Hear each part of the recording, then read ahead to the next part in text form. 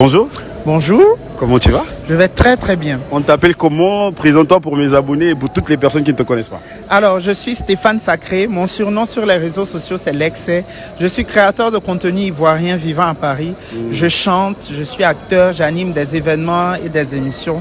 Je suis un artiste qui a un potentiel multiple. Et puis tu danses aussi. Je danse aussi, un très bon Et danseur. puis tu as une démarche un peu bizarre. Exactement. Tu peux nous faire ça s'il te plaît rapidement? La démarche de la Fais ça bien. Fais ça.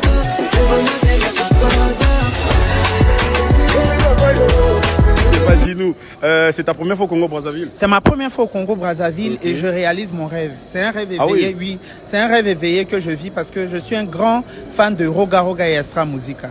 Et l'opportunité d'être aujourd'hui à Brazzaville, c'est comme si je vis mon rêve. Parce que le Congo faisait partie de mes pays de rêve et je suis là. Je suis chez moi à la maison. Ok, d'accord. Dis-nous, comment tu trouves alors Brazzaville? J'adore Brazzaville, déjà la nourriture, la gastronomie, ça c'est vraiment l'un de mes points faibles. J'aime beaucoup manger donc poisson d'eau douce, silure, bâton de manioc, sakasaka, pondou, madessou. Il a mangé quoi encore? Il a mangé beaucoup de choses. Mais là, tu as mangé ça où?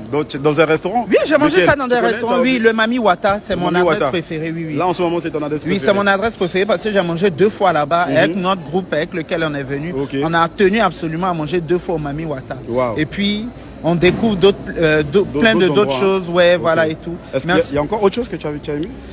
Qu'est-ce que j'ai aimé? Là, comme on est au sommet, je ne peux pas trop parler, mais j'ai goûté la viande de caïman ou de crocodile, il me semble. Ah. Ouais, j'ai goûté, mais je n'ai pas mangé. J'ai goûté. D'accord, d'accord. Maintenant, par rapport au sommet, qu'est-ce que tu peux dire aux gens qui ne comprennent pas forcément ce qui se passe ici et que toi, tu as été invité en tant qu'influenceur pour venir montrer un peu à quoi ressemble le sommet, de quoi on a parlé à l'intérieur et tout ça là. Moi, ce qui me plaît, c'est que pour une cause commune, en tant qu'Africain, ça me touche. Parce qu'on se rend compte que ce sont des enjeux qui ne concernent pas seulement les Blancs.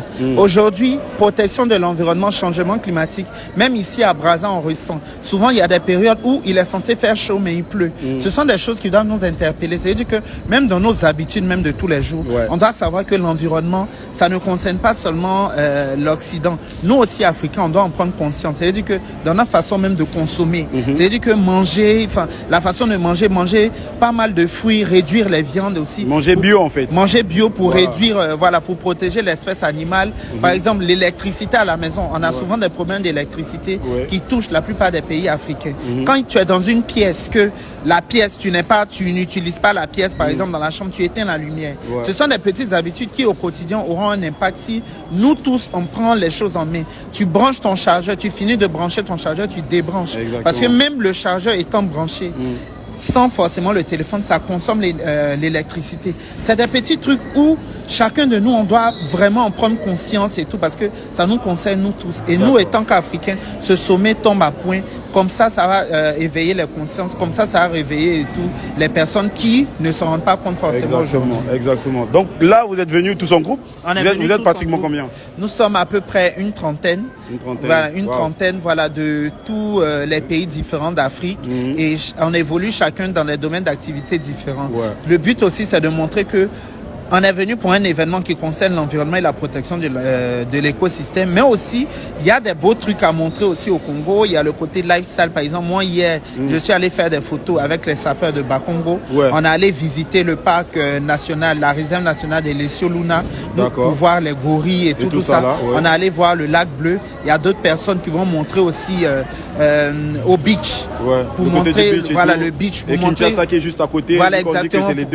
Pour montrer le côté lifestyle et tout mode. Moi, j'ai shooté des tenues hier avec des créateurs. En fait, c'est pour montrer que le Congo est vaste. Il y a beaucoup d'activités à faire, même dans tous les domaines d'activité de l'influence. Maintenant, dis-nous, il y a un problème. Lequel? Ça chauffe en ce moment sur Internet. J'ai vu ça. Maintenant, le cachet là, c'est combien? Non, ça, c'est les informations. Intervalle seulement.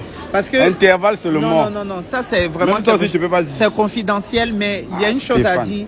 Qu'il y ait l'argent ou pas, moi je serais venu. Personnellement, moi je serais venu. Parce que j'ai réalisé mon rêve en me déplaçant au Congo. Et c'était même pas forcément pour une cause, la cause du sommet. Ça aurait été pour toute autre chose, je serais là. Moi de toute façon aujourd'hui, ce n'est pas la dernière fois que vous allez me voir. Voilà, c'est ça même la question que j'allais te poser. Voilà, ça va pas être la dernière fois que vous allez me voir au Congo parce que j'ai envie de venir ici à chaque fois, rencontrer les créateurs de contenu ici comme toi, faire des choses ensemble, puis créer une synergie et puis aller de l'avant. Est-ce que tu connais quand même certains? Je connais certains déjà, par exemple du Congo-Brazzaville, déjà en tant qu'influenceur, pas trop, mais je sais qu'il y a le guide Congo et la Wanda Toué qui nous sommes depuis le début de notre séjour, qui nous aident et tout à promouvoir le Congo. Nous sommes ensemble depuis le début. Après, les créateurs de contenu dans mon registre, tout ce qui concerne humour, lifestyle, mode et tout, franchement, je n'en connais pas. Et s'il y en a, franchement, j'ai vraiment envie de les rencontrer pour créer une synergie. D'accord, d'accord. Merci beaucoup. Ça me fait plaisir de t'interviewer parce que je te vois seulement, tu vois un peu. Voilà. Donc aujourd'hui, j'ai cette possibilité de te poser quelques questions et j'espère que peut-être on pourra se revoir demain ou après-demain. Parce que là aussi, je suis en train de me préparer à la CAN. À la CAN. Mais le Congo-Brazzaville n'est pas qualifié. C'est pas ce que tu vas venir faire. Mais de toute façon, venir manger garba. Oui, il faut venir manger garba.